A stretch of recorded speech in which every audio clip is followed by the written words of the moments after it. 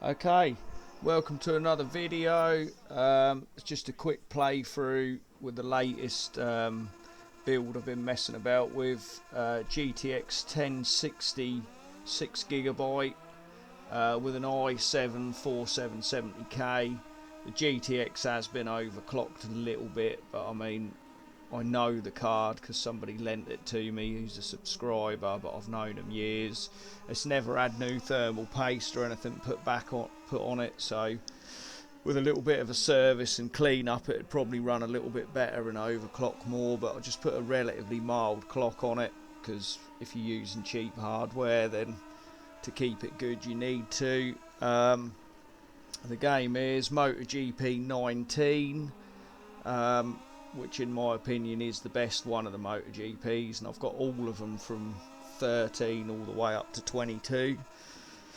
But I digress. The reason I chose this one, that will play on this particular machine, 1440p. The CPU's just stock speeds, because if you was building a cheap system, you're probably going to be on a motherboard that you can't necessarily overclock, like if you're using an Optiplex or something base unit.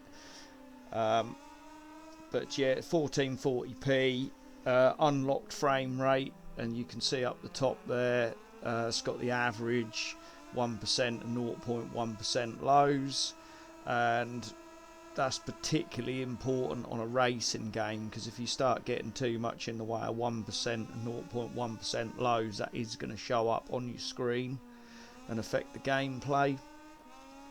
Yeah, I just thought this was a good little game just to showcase what a cheap machine for around the £250 mark will do. Now we're coming into the second half of 2023. Yeah, and I would say the 1060, because really now hardware's getting that cheap, you're probably better off basing your build around the graphics card before basing it around anything else, because CPUs and that now, I think this one that's in it you can probably buy, I think they're £45 or £40 from CEX for the 4770K.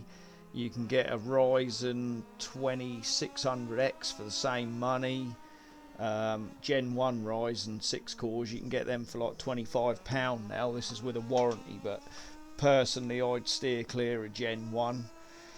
And if you look around as well, you can buy complete systems with CPUs and cards like this for around the sort of 250 mark. So it's I think it's a case of choose what graphics card you want, and then kind of build the rest of the system around other preferences or what you happen to have laying about. This particular one, I've just got a £15 256GB hard drive.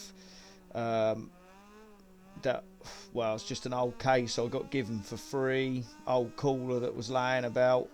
But you could legitimately build a machine that will play 1440p and hold 60 frames a second now for £250. If you look hard, you can even get the Skylake 6700Ks now, CEX, they're £60, and you can pick up Z170 boards off eBay probably for about 60-65.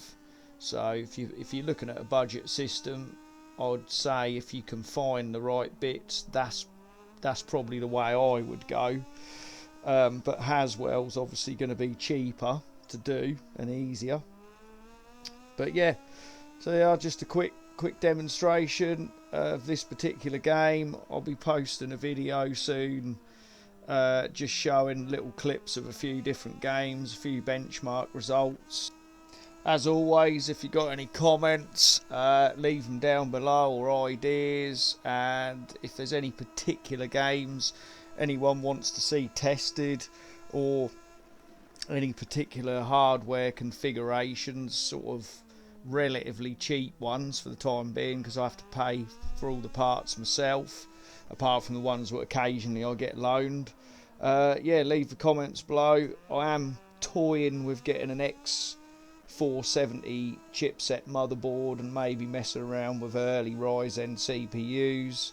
I have got an X570 with an 8 core in it, so I might stick a 6 core in and see what it does. But yeah, got a few new graphics cards and things as well to mess about with, like GTX 1080. I've got the Intel Arc. So yeah, okay. Please like, share and subscribe if you like the video, and see you on the next one.